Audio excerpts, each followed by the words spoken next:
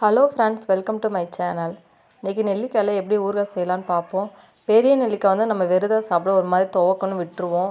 பசங்களும் விரும்பி சாப்பிட மாட்டாங்க. இந்த மாதிரி ஊறுகாய் செஞ்சு சாப்பிட்லாம். சாப்பாடுக்கு ஒன்று எடுத்து சாப்பிட்டுக்கலாம். இதை கழுவிட்டு நல்லா இட்லி பாத்திரத்தில் சேர்த்துக்கோங்க. தேவையான தண்ணி ஊற்றி ஃபஸ்ட்டு ஒரு கொதி வர வரைக்கும் வேக வச்சு எடுத்துக்கோங்க. கொதிச்சு முடிக்கும் தண்ணி நல்லா வடித்து எடுத்துக்கிட்டேன். இந்த அளவுக்கு நெல்லிக்காய் வந்து வெந்து வந்திருக்கணும். அப்போ தான் நம்மளுக்கு ஊறுகாய் செய்கிறதுக்கு வந்து நல்லாயிருக்கும். ஃபஸ்ட்டு வந்து அதை ஒவ்வொரு பீஸாக எடுத்துக்கிடுவோம். ஒரு நெல்லிக்காயில் வந்து 6 பீஸ் நம்மளுக்கு கிடைக்கும். கொட்டையை வந்து தனியாக எடுத்து வச்சுருவோம். ஃபஸ்ட்டு நல்லா எல்லா இடத்தையுமே சீட்ஸ் எல்லாம் ரிமூவ் பண்ணிவிட்டு நான் உங்களுக்கு காமிக்கிறேன்.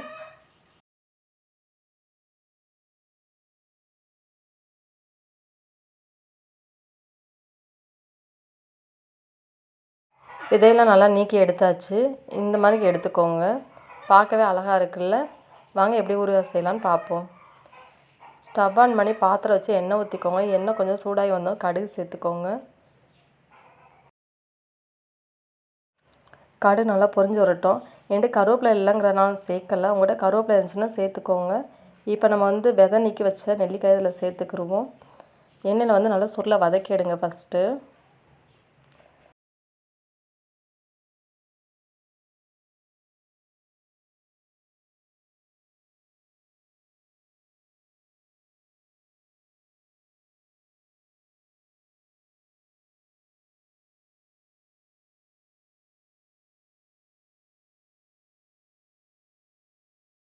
எண்ணெயில் நல்லா வதக்கி எடுத்தாச்சு. இப்போ மிளகாய்த்தூள் சேர்த்து நல்லா வதக்கி எடுத்துக்கிடுவோம். எல்லாமே எண்ணெயில் தான் வதக்கி எடுக்கணும்.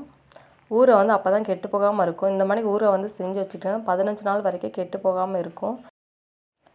தேவையான உப்பு எடுத்துக்கோங்க. உப்பு நீங்கள் அதிகம் சேர்த்தேன்னா சீக்கிரம் வந்து ஊறுகாய் கெட்டு போகாது. இல்லை நாங்கள் சீக்கிரமே ஊறுகாய் வந்து காலி பண்ணிடுவோம் அப்படின்னு நினச்சிங்கன்னா நெல்லிக்காய் எவ்வளோ எடுத்துக்கிங்களோ அதுக்கேற்ற அளவு உப்பு எடுத்துக்கோங்க. உப்பையும் சேர்த்து நல்லா கலரி எடுத்துக்கோங்க. பெருங்காயத்தூள் லைட்டாக சேர்த்துக்கோங்க. அதே எண்ணெயில் நல்லா சுருளை வதக்கி எடுத்துக்கிறோம். இல்லை வெல்லம் சேர்க்கணுன்னாலும் சேர்த்துக்கலாம். என்கிட்ட வெல்லம் இல்லைங்கிறதுனால நான் வந்து கல்கண்டு சேர்த்துக்கேன்.